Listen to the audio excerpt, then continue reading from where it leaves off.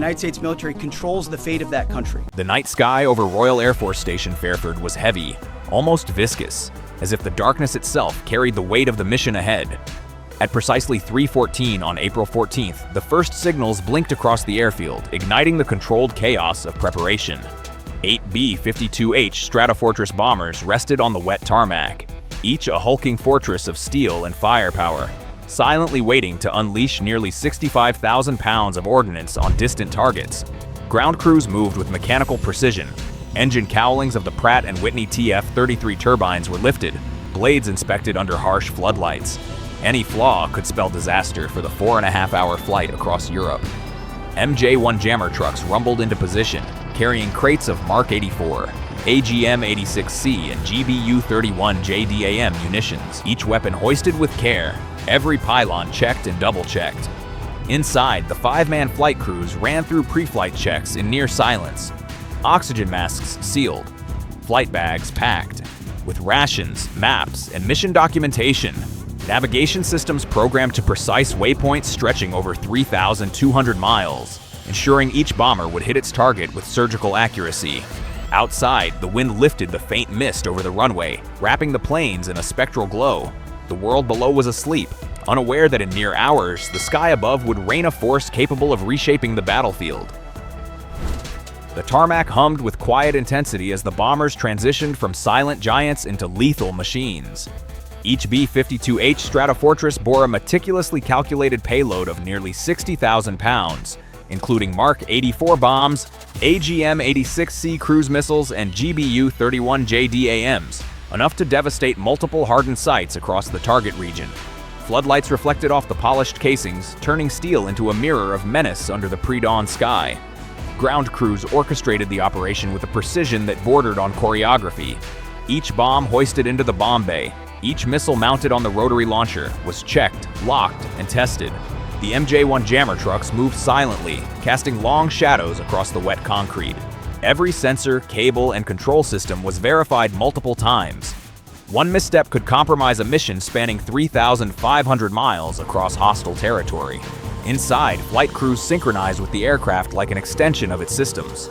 The navigator cross-checked routes, the radar navigator reviewed targeting pods, and pilots confirmed engine performance on all 8 TF-33 turbines. Time stretched in measured tension. Outside, the chill morning mist twisted around the airframe, highlighting every contour of deadly intent. This was more than preparation. It was the birth of a strike force capable of reshaping the battlefield. For those following this mission, make sure to subscribe now to witness the next stages of this high-stakes operation unfold. The B-52H Stratofortress engines roared to life, shaking the early morning mist as the bombers lifted off from RAF Fairford at 4:22. Their silhouettes carved into the gray sky, trailing vapor and anticipation across nearly 3,600 miles of European airspace. The night behind them dissolved into streaks of light, while the horizon ahead remained a vast canvas of uncertainty. Inside, the crew moved with precision, each second accounted for.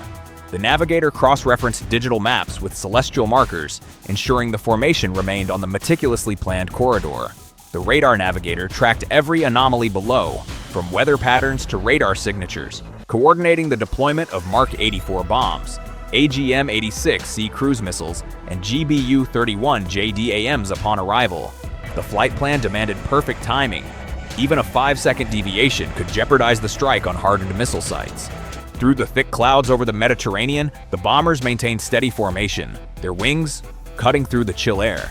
Sensors recorded altitude, velocity, and fuel metrics, nearly 12,500 gallons per aircraft, while pilots adjusted throttles minutely to preserve speed for the final approach. Outside the cockpit, the sky seemed endless, a silent witness to the looming storm. Every mile brought the mission closer to its apex, where human skill and mechanical precision would merge in a decisive, unstoppable strike. As the bombers approached the target coordinates at 0803, the world below was a grid of shadows and silhouettes.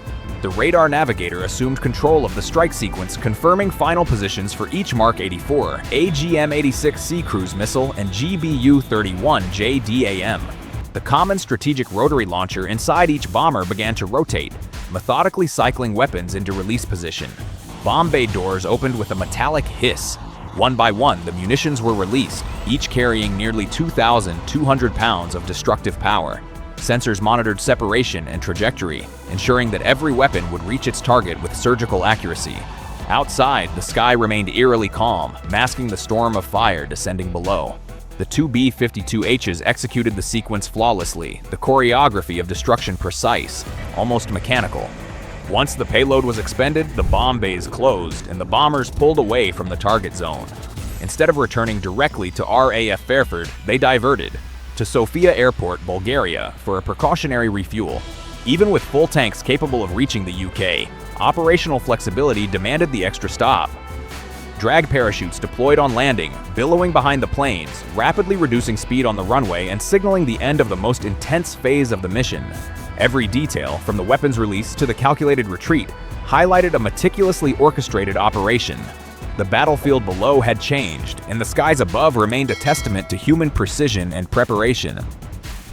While the first strike group rested after refueling at Sofia Airport across the Atlantic, another B-52H Stratofortress prepared for departure from the United States. The clock read 5:47, and the crew moved with deliberate urgency. Fuel tanks brimmed with over 13,200 gallons, enough for the 3,800-mile transatlantic journey. Ordnance for the mission had been preloaded. A balanced mix of Mark 84 bombs, AGM-86C cruise missiles, and GBU-31 JDAMs, each meticulously inspected. As the bomber lifted into the gray dawn, flight crews synchronized with air traffic and onboard systems. The navigator cross-checked waypoints, the radar navigator scanned for environmental anomalies, and the electronic warfare officer monitored for any unusual signals. The mission demanded unwavering focus. Even minor deviations could compromise the continuity of the ongoing operation. Hours into the flight, the KC-135 Stratotanker emerged on radar, extending the refueling boom with practiced precision. The bomber approached steadily from below, engaging in a delicate aerial ballet. Fuel transferred in minutes, replenishing enough to reach RAF Fairford safely and continue operational support without pause. This was more than a single mission. It was a continuous chain of power, a demonstration of logistics, planning, and precision. The skies remained alive with movement, a network of human skill and mechanical might spanning continents. For viewers following this high-stakes operation, subscribe now to witness every stage of this extraordinary airborne campaign and see how strategy, preparation, and courage converge above the clouds.